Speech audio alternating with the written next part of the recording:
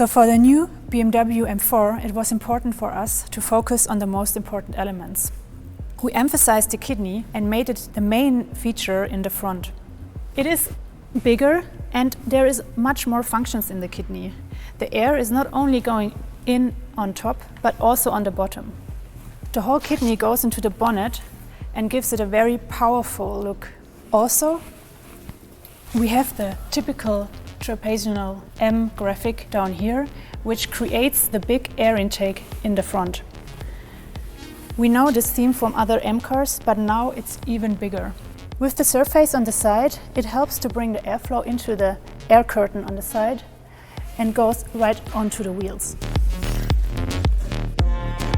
The car has a wider track than the series car. This is good for driving stabilities, but it's also great for design because the car gets better stance. To emphasize this, we have a crease line here in the wheel arch in the front, so the car gets really sitting on the road. When we go in the back of the car, we have the same sharp line than in the front. It's dividing the surface and it allows us to make very emotional surfaces onto the wheel. Also, a new theme is the black rocker, which goes from the front to the rear. It makes the car more lightweight, and it's also designed with very small radii and a very flat surface here, which makes it look like a blade. In the rear, we have also focused on the most important elements, which is the exhaust pipes. The double round exhaust pipes are known with all our M cars. All the surfaces help to emphasize them. They are bigger than the predecessor and they are embedded in a very big diffuser. And the two fins on the side go directly into the carbon fiber, where you also have the same fins in the roof. So the M4 is a simple and bold statement. All the M cars are polarizing, and they are not necessarily pleasing everyone. They are meant to move people, not only physically, but also emotionally. Yep. And I think probably the most iconic element of the front on the new M4 are the kidneys. And those kidneys have been carried over identically in their external perimeter geometry on the race car.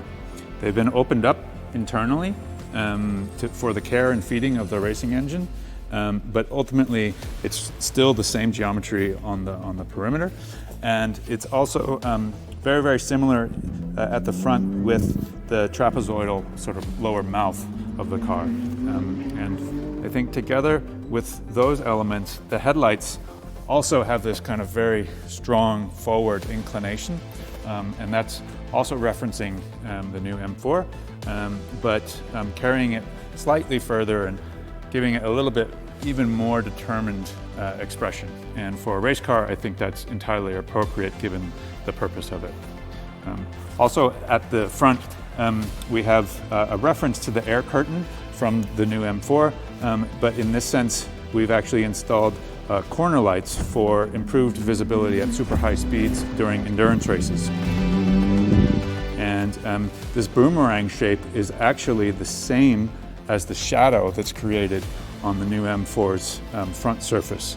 But for the race car, this contour is incredibly important for the aerodynamic performance at elevated speeds, but also at different angles of yaw. And so that's one of the reasons this corner is a bit different than on the M4. Another important aerodynamic element of the race car is the front splitter.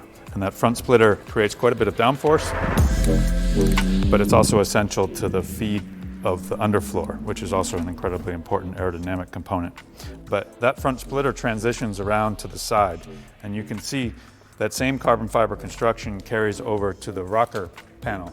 And that rocker panel actually continues in a graphical way all the way to the back and serves to thin the car in terms of the overall proportion, in terms of how you would read it from a distance. There's also a kick on the race car that gives a little bit of a forward inclination to that lower graphic. I've noticed, I mean, this is something that we already know from the M8 GTE.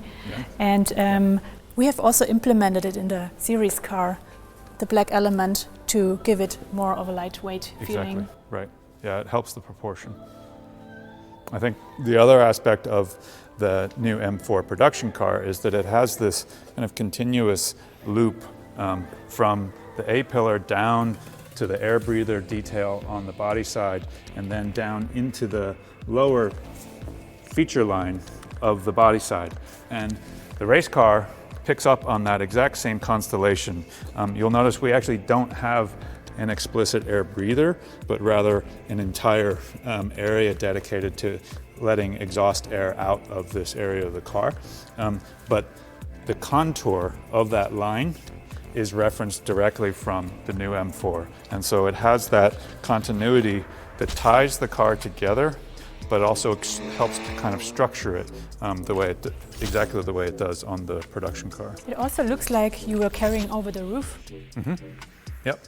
The geometry of the roof and the rear glass is identical to the M4 production car, including the fins, but also this very flat rear glass. And that very flat rear glass is essential to an efficient feeding of the rear wing.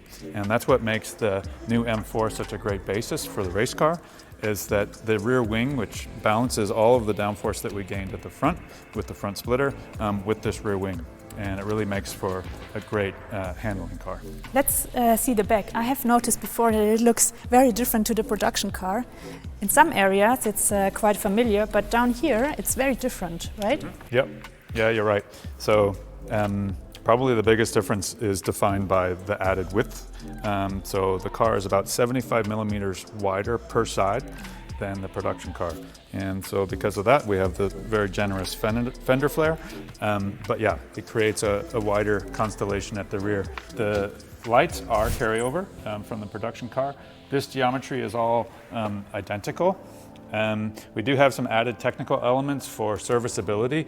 These are quick releases for this rear deck lid. This whole rear diffuser area pops off for easy replacement in case of race damage. And then if we move across to the diffuser, you'll see this is all open, whereas on the production car it's more closed. That's to evacuate more heat and pressure buildup. We have the diffuser strakes and fins.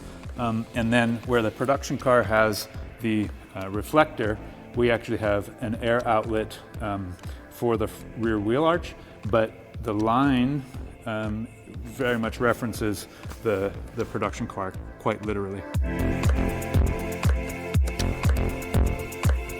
All right, I mean, this shows quite clearly how these two cars are developed from the road to the racetrack and from the racetrack to the road. Mm-hmm. Yeah, exactly. And I think it also demonstrates how great of a basis the M4 production car is to become a race car. It has such iconic elements, and it also has geometry that really lends itself to being a high-performance, efficient platform for a race car. And I think we could both be proud. Yeah, it's very exciting, and I think these both cars are so refreshing. Yeah, cool.